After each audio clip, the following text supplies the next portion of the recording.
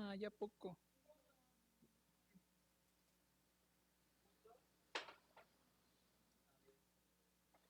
Bueno, en cuanto estén las pruebas listas de que sí se oye el audio, me voy a meter a la página para... Bueno, no voy a estar. Muy bien. Sí, autoetnografía de lo trans en el marco de este festival que justamente aborda las temáticas trans y no binarias. Tú dices cuando ya vamos a transmitir, ¿eh?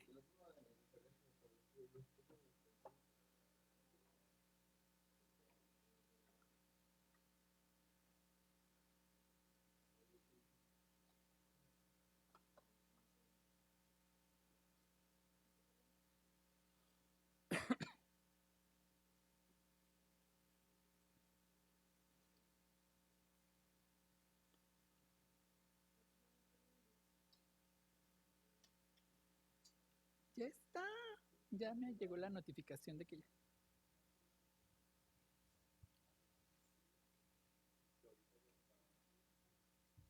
Sí, me decía ahí que.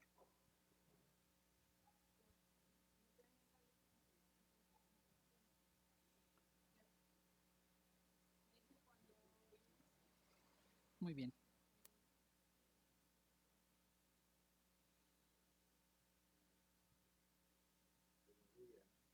Alguien que esté listo cuando el video, ¿eh? Para que no vayan a estar ahí cuatrapeándose al momento. Muy bien. Hola, ¿qué tal? Muy buenas tardes. Perdón por el retraso. Estamos esta tarde en el marco del Festival Transurbana, felices de poder colaborar y de poder compartirme en este trabajo recepcional de la tesis en la maestría de estudios de género que realicé recientemente en la Universidad Autónoma de Nayarit.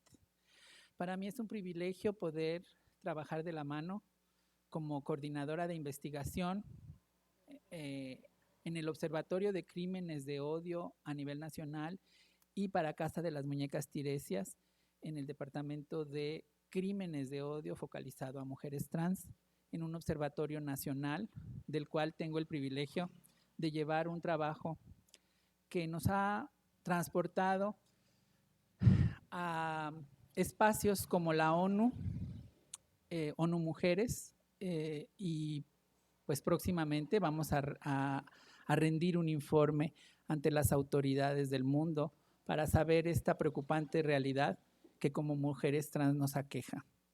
En este largo transitar de mi activismo, que el próximo año quiero confesarles que cumple 40 años ya, llegó el momento en el que pensé de qué forma podría yo hacer un trabajo en el cual yo me pudiera poner al centro, porque se vino la pandemia.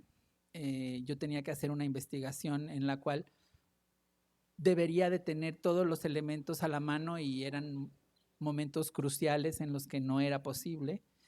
Y entonces me di a la tarea de hacer este trabajo, esta tesis, en donde hago un recorrido autoetnográfico en una línea de tiempo que abarca las 5 décadas de mi existencia.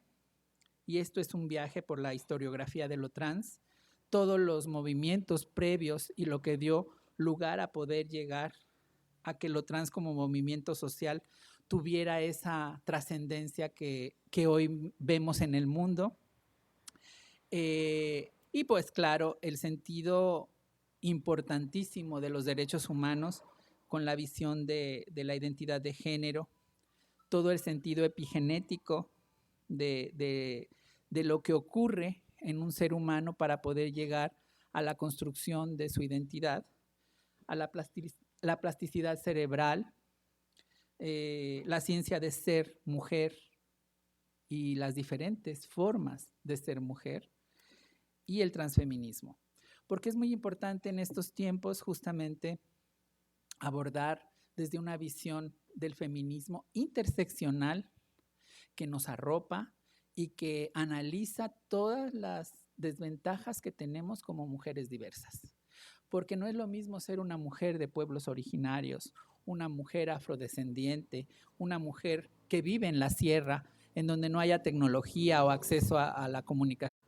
Por lo tanto, esta autoetnografía es más allá que una biografía, es un repaso y un recuento, un tema crucial en este seminario que vamos a tener y en todo lo que en la vida de las personas trans actualmente vivimos desde esas políticas públicas que estamos logrando integrar y vislumbrar dentro de las familias diversas. Y entonces vamos a ver este video que inició el trabajo justo desde el momento en el que yo decía, genéticamente provenimos de un hombre y de una mujer. Entonces, obviamente tenemos información genética de un hombre y de una mujer. Y necesariamente no creo que haya una congruencia en cuanto a que si tienes pene debes de ser un hombre o que si tienes vulva debes de ser una mujer, porque no hay justamente en la construcción social, que es lo que nos separa de ese determinismo biológico de la genitalidad y por lo que tanto nos apartan de las luchas. Muy importante decirlo, por esa construcción que tenemos desde el momento en el que empezamos a interactuar en la vida. Y para ello quiero que me acompañen a ver este video y después vamos a hablar ya de cada uno de los ejes. El trans a lo largo de su vida, en el momento que nace y hasta que muere o la mata. La primera cuestión metodológica a la que se enfrenta uno al hacer una investigación, sea cual sea, debe ser problematizar el asunto, de tal forma que una vez elegido el objeto de estudio respecto a la población y al grupo al que pertenezco, me pareció sumamente interesante hacerlo, ya que pocas veces se logra ser observadora participante en un 100%. Abordar estos hechos respecto a los logros ganados por la comunidad desde sus inicios hace ya más de 50 años y hasta el día de hoy no es tarea fácil. Así que para ello buscaré bases y fundamentos que han sido el principal motor de arranque para lograr transitar y gozar de varios triunfos. El primero se refiere a los derechos humanos principalmente, ya que la discriminación por lo general es una compañera vitalicia para toda persona así. Todas las barreras posibles a enfrentar siempre acorralan a las personas trans, pero más si se es una mujer trans, orillándolas a la segregación, al bajo mundo y las zonas limítrofes de la sociedad en que se viva. El origen de los estudios de género se remontan al año 1949 con la publicación de la Biblia del Feminismo, que es El segundo sexo de Simone de Beauvoir, que cuestiona abiertamente la diferencia. De repente, hombres y mujeres somos el resultado de una construcción cultural y no biológica.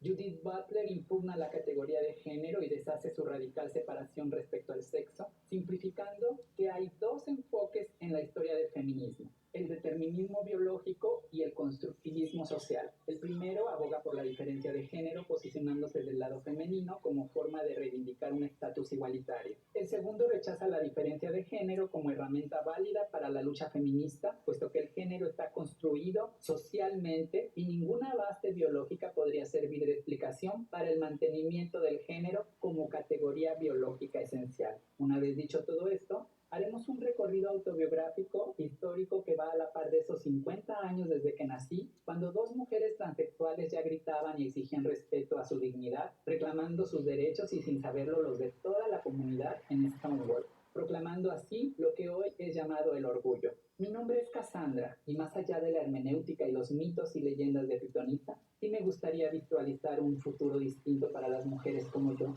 Alguna vez escuché una historia que hablaba de un efebo al que le gustaba espiar a las musas en las termas mientras se bañaban.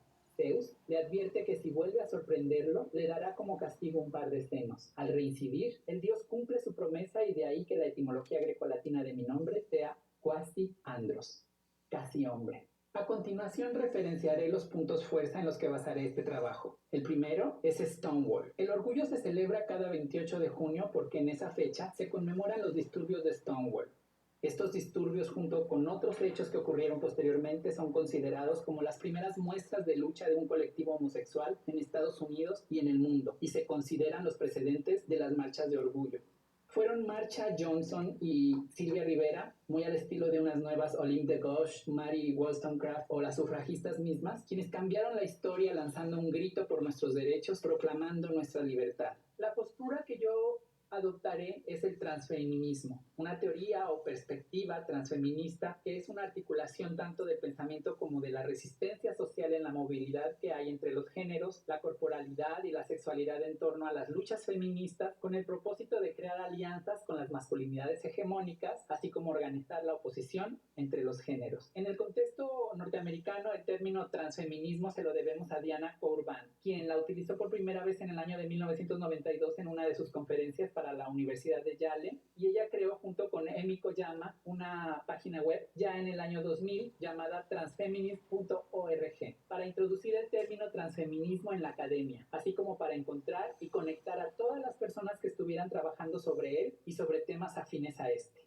Ya en el año 2002, Robert Hill define el transfeminismo como la incorporación del discurso transgénero al discurso feminista, y así su evolución fue extendiéndose. La genealogía del transfeminismo consta de 4 líneas interseccionales que me parecen muy interesantes. La primera es racial, los feminismos de color del tercer mundo. En segundo lugar, la disidencia sexual y su desplazamiento epistémico y geopolítico expandido hacia el sur.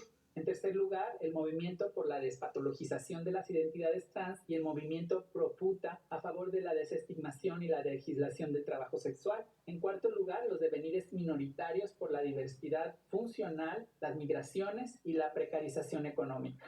Bajo estos 4 ejes transversales, el transfeminismo hace un llamado a proponer.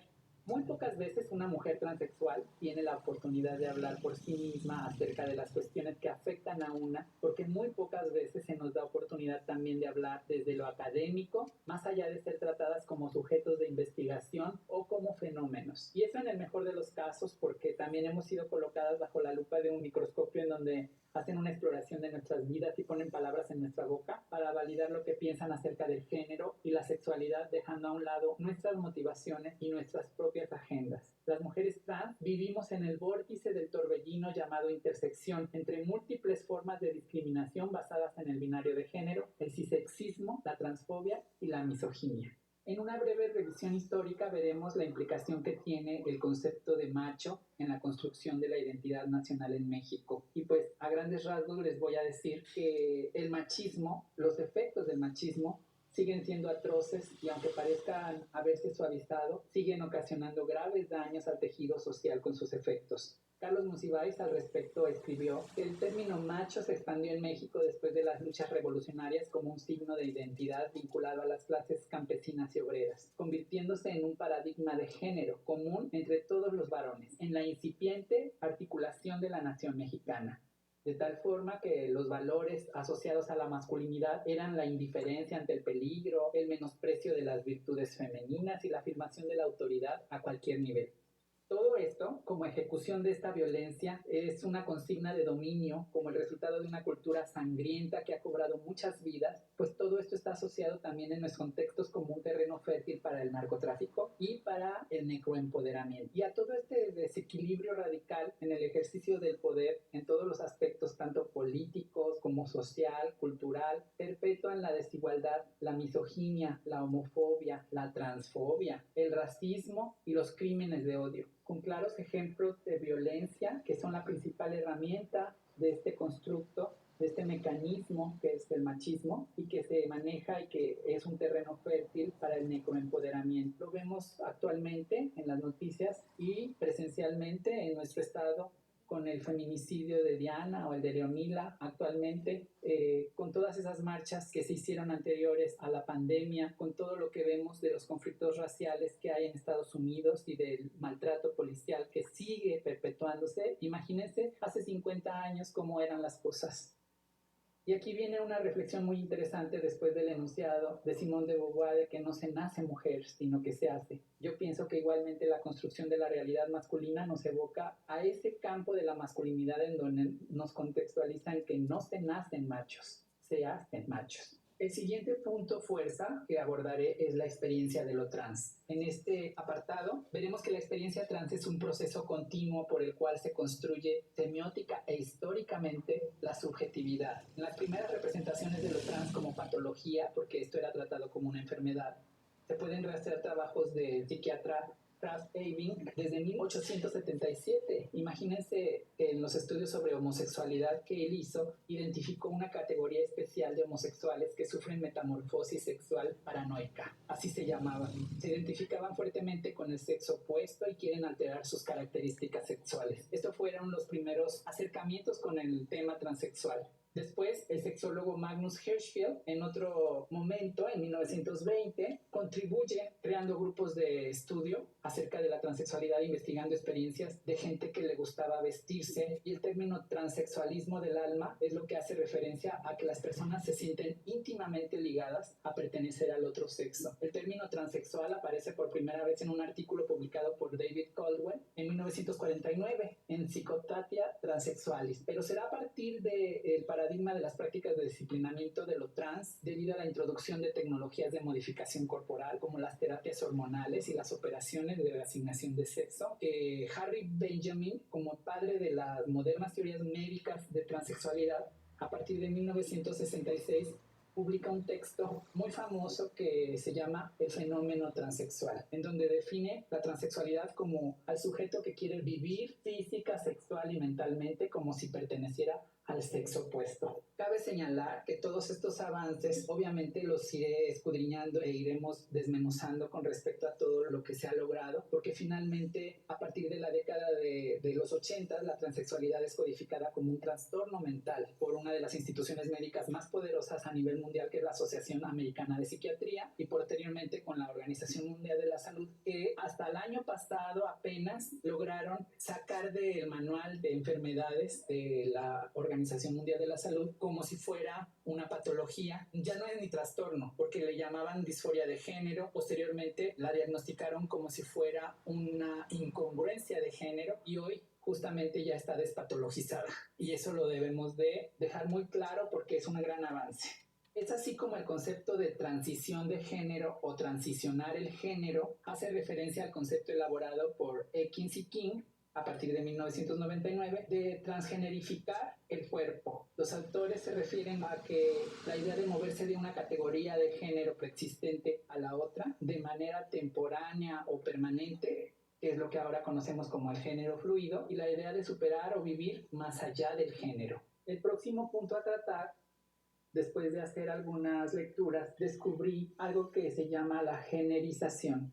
Por lo general, distinguir entre mujeres y hombres es algo que hacemos de forma natural y siempre al realizar una observación hacemos un acto de distinción. De manera compulsiva, siempre uno determina el sexo o el género de una persona de manera inmediata o instantánea sin parar en cuenta de lo equivocados que podemos estar respecto a lo que en realidad esa persona piensa de sí misma.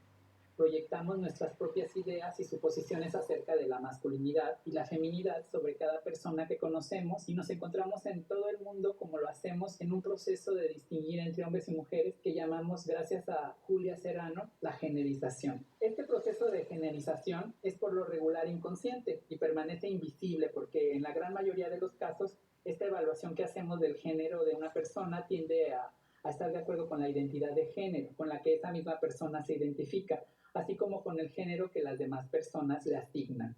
En el siguiente punto abordaremos las infancias trans como un proceso de autodefinición de la orientación sexual, la identidad y la expresión de género. Esto puede darse en etapas tempranas del individuo, en las cuales obviamente al no tener capacidad de decisión, tiene que haber un acompañamiento por parte de sus padres, un entendimiento de la temática, y para esto tienen que tener una asesoría médica para poder acceder a todo lo que signifique la hormonización y una posible causa de conflicto en ese individuo. Entonces es muy importante tratar todo esto porque de eso depende, y bien dice el dicho, infancia es destino. Por lo tanto, se debe de tratar de evitar la discriminación, los malos tratos en el sistema médico, en todo lo que significa, porque es muy importante y de ahí va a depender la vida de esa persona. El siguiente punto es la hormonización y las cirugías, que vienen íntimamente ligadas con el punto anterior y que trata en la mayoría de los casos que es para reafirmar los caracteres femeninos de manera rápida y permanente, pues esto facilita la desaparición de los rasgos masculinos. Es algo muy lógico porque si eres un niño, es lógico que al crecer y en la etapa de la pubertad tal vez aparezcan rasgos masculinoides como una voz grave, vello corporal, etcétera, etcétera, y que son las maneras distintas que hay de procedimientos como para poder contrarrestar todo esto en un momento justo en el que no esté de por medio tu salud y tu integridad física. Para todo esto existen obviamente tratamientos especializados que por eso posteriormente yo voy a escudriñar para tratar de esclarecer y de dar un horizonte más claro a todo este asunto. La base principal de todo este trabajo y de toda mi construcción en general es la palabra queer.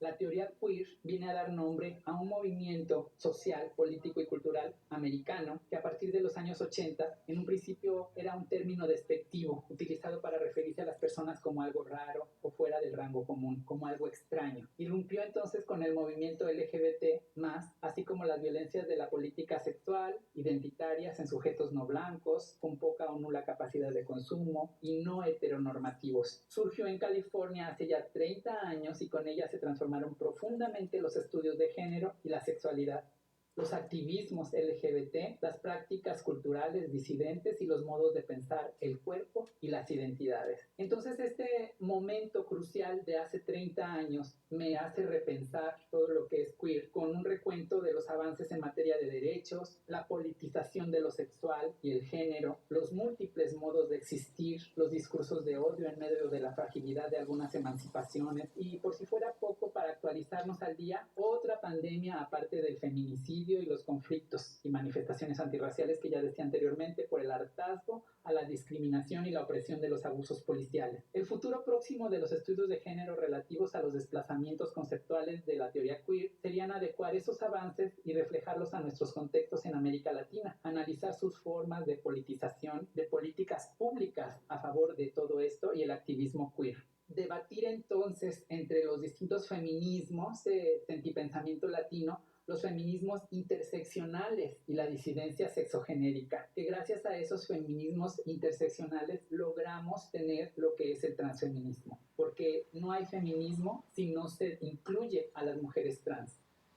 Entonces la teoría queer se trata de cómo concebimos la identidad de una persona, que no es fija, no determina quién es y está muy lejos de lo que la sociedad estipula acerca de cómo debe ser un hombre o una mujer.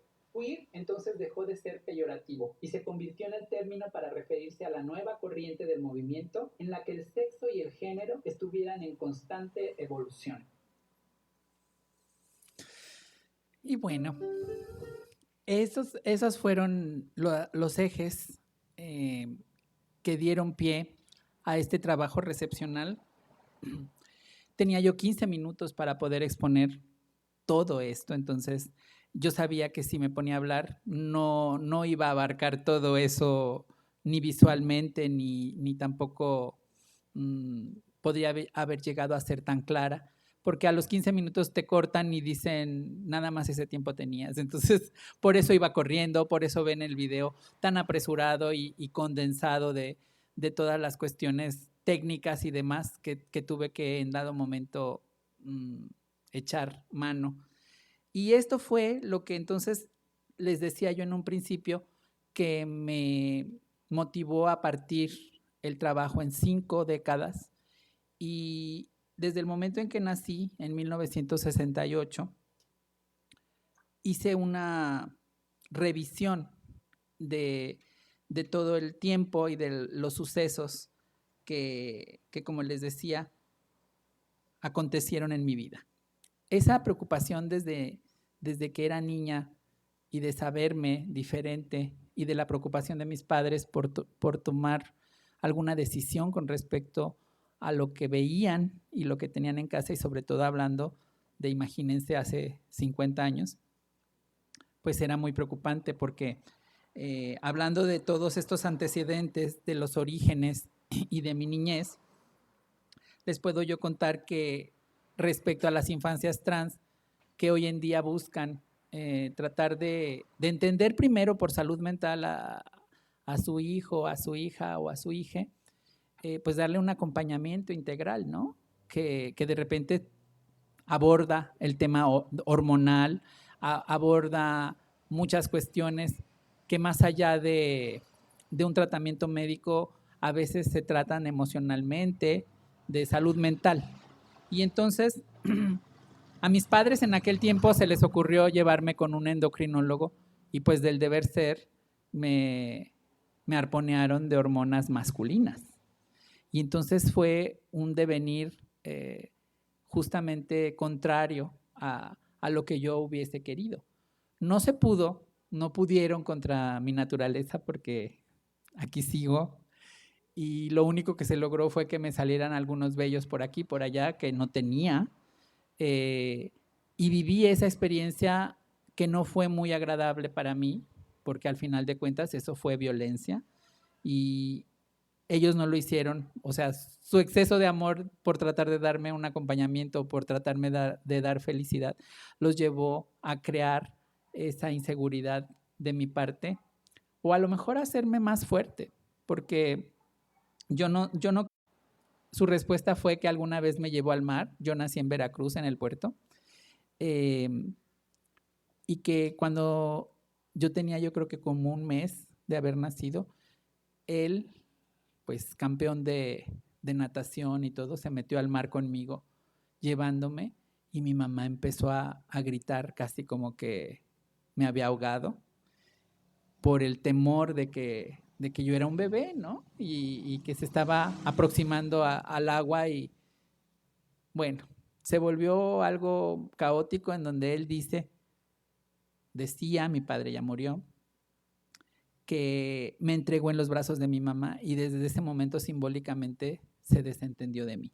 Y le dije, pues qué injusto, porque yo no tenía la forma de decirte no hagas eso o después de explicarme por qué me abandonaste, ¿no? Entonces, ahí en la tesis, que ya se las compartimos ahorita en línea para que pudieran, porque iba a ser muy engorroso estar proyectando y haciendo, y entonces ahorita pueden ustedes tener ya acceso a todo este trabajo y después ahí quedo yo a sus órdenes para que lo que quede inconcluso o lo que quede por ahí sin entenderse me puedan retroalimentar. Yo les agradeceré mucho. Y entonces hablo de esa hormonización contraria que viví, de un activismo innato, porque yo recuerdo, les digo que ya voy a cumplir 40 años, en 1984 inicié en todo esto como una persona subversiva en la UNAM, al tener yo una matrícula 84 dentro de la preparatoria, empecé a tomar clases de ballet. Yo irrumpía, ¿no? Porque decían, no, tú no puedes, tú eres un hombre, tú no puedes tomar ballet. Y yo decía, bueno, ¿y por qué yo veo en el ballet ruso, en varias otras partes del mundo, que también hay una imagen masculina? Y yo decía, pero es que yo no quiero ser esa imagen masculina que sale en mallas y entalladas, sino que yo decía, yo quiero ser, ¿no? Un cisne más. Irrumpí. Desde entonces traté siempre las cuestiones de género, siempre las cuestiones que abogaran por la diversidad, que abogaran por todas estas formas distintas de ser. Y bueno, en ese lapso y en ese crecer antes del 1980, también tengo que hablar de lo que ahora conocemos como las terapias de conversión y las ECOSIX, ¿no? Porque también en su esfuerzo por corregir mi orientación sexual o mi identidad de género, se recurrieron a cuestiones también que fueron violentas, porque en esos lugares en donde te llevan, pues a veces con engaños, porque tú dices, bueno, sí es cierto, si vivo en una constante depresión, me gustaría mucho tener el apoyo, y te meten en programas en donde pues lo mismo va una persona que consume estupefacientes, que consume alcohol y no les importa, no saben diferenciar que tú vas nada más porque quieres sentirte un poco mejor y entonces te tratan como una persona que está en rehabilitación y de repente quieren también corregir y decir, es que de aquí no sales hasta que no digas que eres ese hombre que la sociedad reclamaba. Yo decía, no puedo creerlo. Y que estés en un espacio así, en donde te obligan, en donde estás condicionada. Bueno, hemos visto también que se ha perdido la vida de muchas personas a las que han sometido y que de repente tienen medicamentos que tomar y no les permiten y se mueren dentro de de esos lugares. Entonces, es un tema que me parecía muy importante tratar. Luego pasamos a la década de los 80, del 80 al 90, pues ese periodo de aceptación, una cuestión también contraria, de repente de sentirte que no estás dando el ancho, que no eres lo que la demás gente quería, y te obligan y te orillan muchas veces al suicidio. Entonces, intenté también, soy una persona que orgullosamente les puedo decir que me sentía acorralada, y entonces llegué a pensar en esa posibilidad y no lo logré, ¿no? Pensar y cuestionarme qué me significa ser mujer y los escenarios posibles para poder lograr serlo. Y esa disyuntiva de pensar si naces o te haces, si genéticamente traes toda esa información o si más bien tú decides una vez que después de ser esa tabla rasa escribes una historia a través de lo que ves, de lo que te gusta y de lo que tú ya puedes tener una capacidad de decisión para poder decir, esta soy yo. Y bueno, de ahí vienen una cuestión de las primeras cirugías, porque para todo eso estamos ligadas a un discurso biomédico, todas las personas trans, y yo pienso que todas las personas, ¿no? Todo mundo de repente, si tenemos una enfermedad crónica, una condición como el VIH, al cual sí hemos sido estigmatizadas, ¿no? Todas las poblaciones LGBT somos remitidas a prácticamente ser señaladas como las responsables de esa pandemia, etcétera, etcétera, y como una forma de denigrarnos, siempre recordárnoslo o de referirse a nosotras como eso, como síntomas degenerados, como síntomas de una enfermedad, que ya sabemos que hoy en día ya no es tratado así, ¿no? Que ya es una condición. Y entonces, luego viene la evolución, porque, claro, ahorita que veo a mi compañera Val, yo también inicié operándome la nariz y yo dije, por ahí voy a empezar porque, bueno, no me gusta mi nariz, me la opero. Y es una teoría de repente que yo manejo respecto a que todo mundo somos trans, porque ese cambio puede ser que si tú tienes el cabello chino, te alacies, y eso ya fue un cambio que no te gustaba y que te hace sentir mejor y que te da seguridad. Y que si tú dices, bueno, a mí me gusta pintarme el cabello de colores y eso te da felicidad, a lo mejor otra persona dice, ay, qué extraña, ¿por qué lo haces? Y si eso es tu naturaleza y lo que te da a ti certeza de decir, a mí me gusta y eso es lo que yo quiero, es por lo que debemos luchar todas las personas. Y entonces, si algo te sobra, si algo te falta, si algo necesitas, siempre vas a ir por ello. Entonces, seas quien seas, vas a tratar de cambiar lo que no te gusta de ti misma. Y eso es ser trans y transicionar, lograr un cambio. No remitamos todo esto al determinismo biológico de la genitalidad, ¿verdad? Porque no todo mundo o todas las mujeres podemos procrear. Hay mujeres con vulva que son estériles, por ejemplo, y no dejan de ser mujeres. Habemos mujeres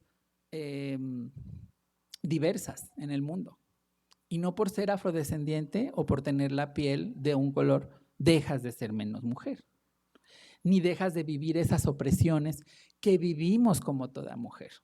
Entonces, desde el feminismo interseccional, justamente eso era lo que me llamaba mucho la atención abordar, para que se entienda que la lucha es inconcebible que hayamos venido juntas en esa trinchera y de repente unas digamos, no, tú no, como en su momento lo hicieron con las lesbianas. También hubo un movimiento LERF, así como hay lo TERF, en donde decían, no, es que ustedes no viven, como lesbianas no viven la opresión masculina porque ustedes no tienen un macho encima, ¿no? Pero no se trata de con quién copules o con quién tengas sexo o con quién tengas una atracción, sino más bien se trata de la opresión que ya está patriarcalmente, estructuralmente como violencia en la sociedad y que nos resta posibilidades en todos los sentidos. Por eso, la búsqueda de la igualdad sustantiva. Y entonces viene el hecho de cambiar el cuerpo. Y entonces sí, ya empiezas con cirugías, a lo mejor yo por lo pronto lo hice hace como 22 años, o sea, no fue muy jovencita, teniendo 55 casi. Entonces, eso te permite de repente tener un acercamiento a la academia. Yo logré entonces enfocar mi preparación a ser licenciada en Ciencias de la Comunicación, a hacer la carrera de arte dramático y de dirección cinematográfica, y esto hace ya más de 30 años. El caso es de que por azares del destino, cuando muere mi padre, a los 8 años de haber muerto, entonces mi madre me dice, ya te necesito. Y me vine a vivir a Nayarit, que es donde tienen su casa.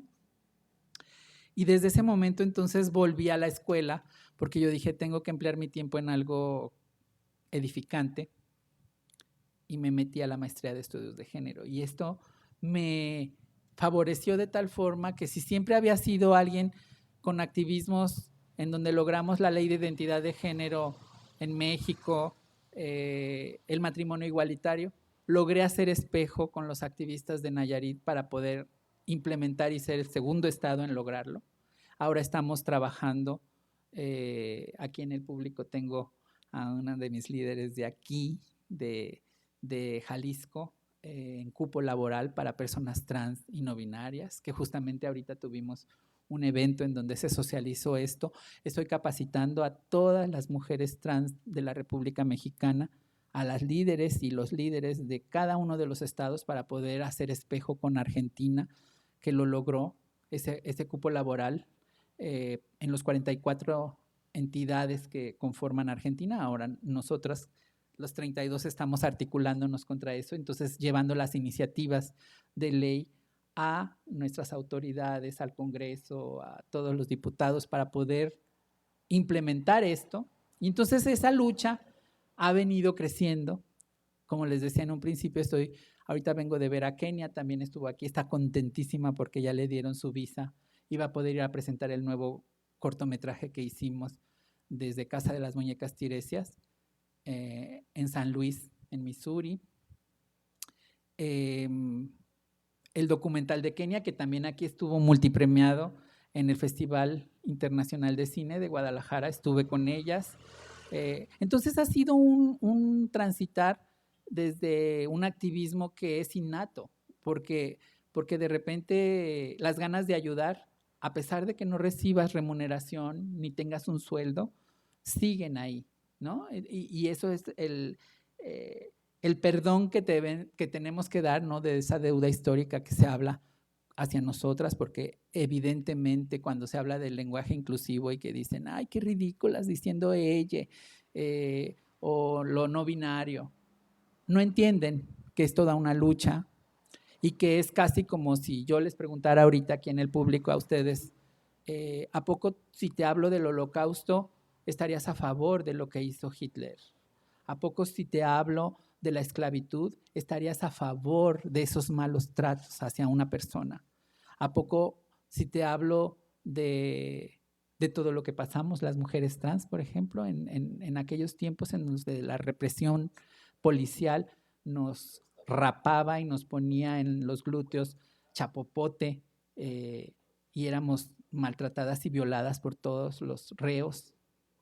Eso es ver la perspectiva de género hoy en día, y por eso es importante que la transversalicemos y que la voz justamente de alguien que vivió muchos sucesos también, que a lo mejor pueden parecer, ay no, pues no, lo tuyo fue leve, tú no estuviste presa, o ay no, ese momento de aminorar o de despreciar o de minorizar una experiencia, es lo que debemos de erradicar, porque toda violencia que naturalicemos y que normalicemos debemos de decirla. Y entonces han sido diferentes formas de vivir violencias y represiones que hoy en día ya deben de erradicarse. para mí, dentro de este relato, porque ustedes podrán ver, lo que es esta etnografía afectiva viene a hablar justo como resultado de todo ese análisis de los movimientos de lo trans, de toda la cuestión biomédica, porque el discurso biomédico, en todo esto y en las relaciones de poder, hablamos de poder. Y en el biopoder de Foucault, lo que estamos viendo siempre es ese discurso biomédico que estamos remitidas a siempre medicalizarnos. Lo que les decía, una persona con VIH está destinada hasta el último día de su vida, si quiere lograr vivir más tiempo, tomar sus medicinas. Si tienes la presión alta, si tienes, o sea, siempre es la medicina la que está sobre nosotras. Y bueno, llega el momento en el que tienes que tratar de por lo menos entender que ese poder también es ejercido desde lo patriarcal, porque siempre esto se trata del abuso de ese poder sobre nosotras o sobre las personas que somos valoradas como menos. Y en eso nos hermana el feminismo y en eso estamos hermanadas los movimientos LGBT, porque siempre hemos sido relegados y rezagados en toda la participación política y social. Entonces, como hablaba yo en el video, pues llegó el momento en el que mis activismos tenían que tener un fruto, ¿no? Y gustosamente les puedo compartir que desde hace ya más de 3 años, Kenia me nombró la responsable de investigación a nivel nacional también, en crímenes de odio focalizado a las mujeres trans. He hecho un informe, tuvimos hackeos del Observatorio de Crímenes de Odio, tuvimos hackeos que nos tumbaron toda la información. Yo tengo lo mío también, avances que he logrado tener escritos. Isaac y yo tomamos unos cursos de incidencia política internacional recientemente y puedo decirles gustosamente que con lo que nos compartieron en esas capacitaciones eran las rutas de actuación para saber cómo opera la CEPAL, qué movimientos lleva la ONU, en qué momento las mujeres tenemos voz y la diversidad tiene incidencia dentro de todos esos espacios. Y gustosamente tuvimos una participación en donde estábamos como simple espectadora, todas las demás personas y yo, desde su computadora viendo cómo sucedía, que se reunían tantas banderas y tantas personas de todo el mundo, de América Latina y del Caribe. Y gustosamente pedí la palabra y me la dieron. Estaba yo que no podía, siendo actriz, imagínense, y dominando los nervios en ese momento, sentí la vulnerabilidad de decir la carga que tengo de hablar por las mujeres trans que ya no pueden hablar, las que ya no están, las que han asesinado, y sobre todo por las que seguimos aquí. Y, por ejemplo, yo, que ya tengo 55 años, o sea, ya rebasé los 20 años de lo que nos dan como estipulado como promedio de vida. Entonces, también tenemos que pensar en qué va a pasar con las que seguimos aquí y que seguimos siendo precarizadas y vulneradas, porque yo con muchos títulos, ya siendo doctora, honoris causa y lo que quieras, no tengo un trabajo. Todo mi activismo es sin remuneración. Entonces eso es preocupante porque el día de mañana llegas a pensar qué va a pasar conmigo, ¿no? No tuve hijos y muchas veces también eso no es sinónimo de que, ay, tuviste hijos y ellos te van a cuidar. Hay mujeres que tuvieron 14 hijos y siguen en el abandono. Entonces para mí era muy importante venir a compartirles sucesos importantes de mi vida que no acabaría, porque bueno, eso es, por eso les compartí la tesis, pero dentro de mi profesionalismo artístico también, porque yo toda mi vida me dediqué a hacer telenovelas, a viajar, viví en el extranjero y trabajé con grandes directores de cine hasta llegar con Pedro Almodóvar, por ejemplo, de quien hice mi tesis recepcional de la licenciatura. Y cuestiones que son inimaginables, que de repente dices, todos los sueños que tengas en mente, puedes hacerlos realidad. Y eso es lo más importante. Yo es lo que quiero venir a motivarles, no quiero ser ni ejemplo de nadie, sí quiero ser un incentivo para todas las personas, sean quienes sean, para poder seguir adelante en sus estudios, para siempre capacitarse, para poder superarse, para poder ser una mejor persona cada día. No por competir con nadie, ni tampoco por fama, ni por muchas otras cosas que son banales. Yo apuesto a que alguien que logre hojear este trabajo que les compartí, van a encontrar en mí un reflejo de repente de lucha, de tenacidad, de perseverancia, y este es el mensaje que yo quería transmitirles esta tarde, que me quería compartir. Agradezco muchísimo a las personas de Suecia que estaban esperando que nos lográramos conectar con todo lo que pasaba aquí, a personas que podría ser inimaginable que de repente digan, ay, no te azotes, te están viendo según acá y allá. No, pues sí es cierto, eso es lo bonito.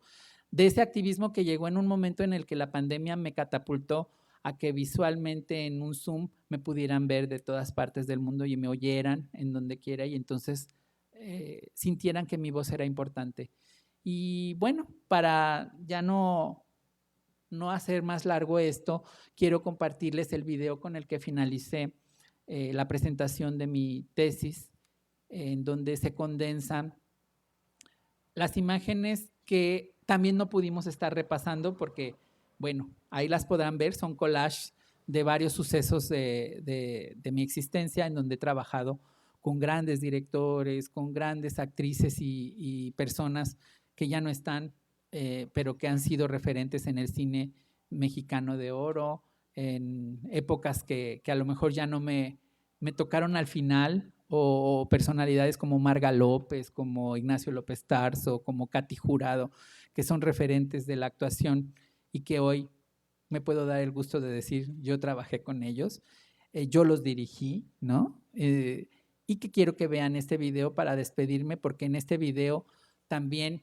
dentro de las etnografías afectivas hay un espacio para lo que significa el género epistolar, que aborda la cuestión del análisis de cartas, desde la hemeroteca, una cuestión de ver qué se decía, quién, a quién, y en esta carta quise escribirme desde la persona que era para recibir a la persona que ahora soy.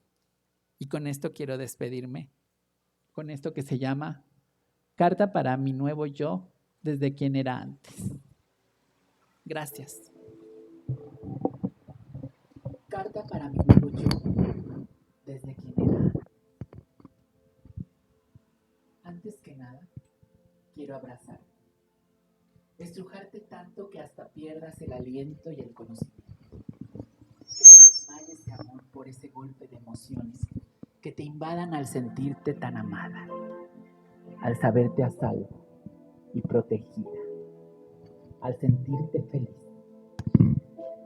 Fueron momentos de angustia y desesperación muy fuertes al sentirte un niño incomprendido, que inexplicablemente se sentía mal por escapar de sus posibilidades de ser alguien que no eras, para darle gusto a la demás gente. Agradar, ser de tal forma, ¿por qué? O en tal caso, ¿para qué? En la rigurosidad de algo impuesto, asquerosamente brusco y agobiante. La fragilidad siempre me pareció más atractiva e interesante. La delicadeza de ser sutil, la fineza y la exquisitez de lo etéreo, lo sublime. Y sin embargo, insistían en que renunciara a la cordura. Podrían decir misa todos desde afuera y todo lo demás, pero cuando desde dentro de tu casa las cosas se tornan insoportables, el acoso y los insultos de la gente parecieran nada en comparación de sentir que estás en un lugar que no deberías ocupar en el mundo, porque causas un dolor a quienes más quieres sin proponértelo, y eso es asfixiante. Muchas veces buscas la salida de las formas más inimaginables, a pesar de saber que no es la mejor ni la más conveniente. Llevas a cabo tus propósitos, ya sea colgando de alguna soga o envenenándote.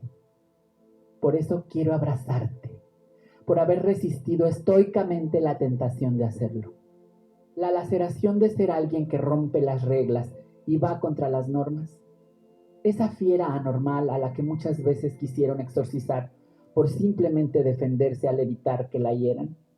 Esa a quien arponearon de hormonas masculinas para tratar de revertir un devenir maldito que atormentaba tu alma entre andrógenos y testosterona.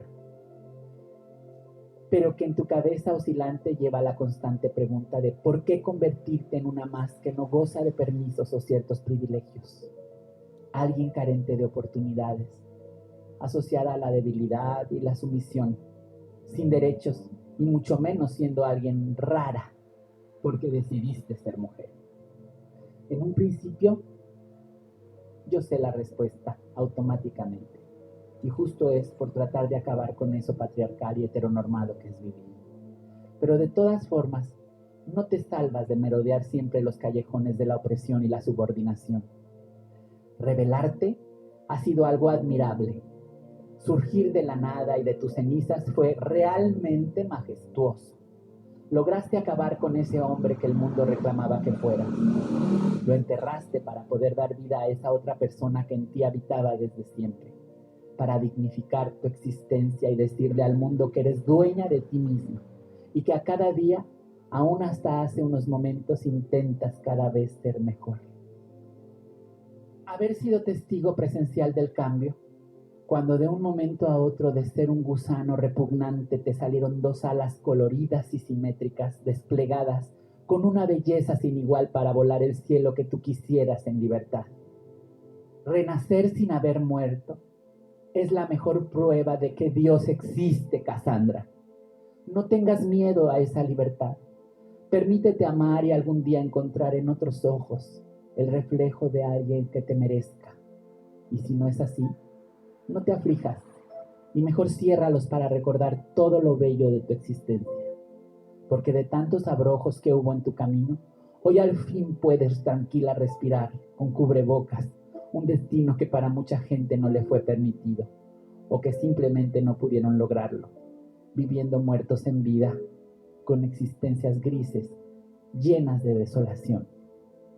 Tú tienes la fortuna de haber gozado cada instante y sobre todo, tienes la enorme dicha de tener junto a ti el tesoro más preciado que todo ser humano pueda tener, a tu madre, que ha dado la vida entera por cambiarte el panorama y ha sabido conducirte aún cuando más ingobernable pudieras parecer. Por todo eso, es que quiero abrazarte fuertemente, hasta agobiarte y que no puedas ni respirar, porque te lo mereces. Es un abrazo como el que se da a un amigo al cual nunca más vas a volver a ver. Un abrazo tan efusivo como el que se otorga a alguien que tenías mucho tiempo sin ver y al fin regresó a tu vida para nunca más marcharse. Así te despido, Raúl, con un dolor en el alma, pero a sabiendas de que es lo mejor para los dos. Y así te recibo, Cassandra, con el enorme gusto de volverte a ver, ahora más fuerte, más hermosa, mucho más de lo que soñé, tan humana como sabia, por tantos caminos recorridos y por todo el ímpetu y la constancia, la disciplina para lograr llegar a ser tú. Llora todo lo que quieras, porque ya llegué, y llegué para quedarme y aún nos quedan muchas sorpresas por descubrir en esta jungla que es la vida. Solo te pido que resistas, sé fuerte, porque la soledad muchas veces no es la mejor compañía, pero en la paz del silencio se encuentra la mejor de las recompensas.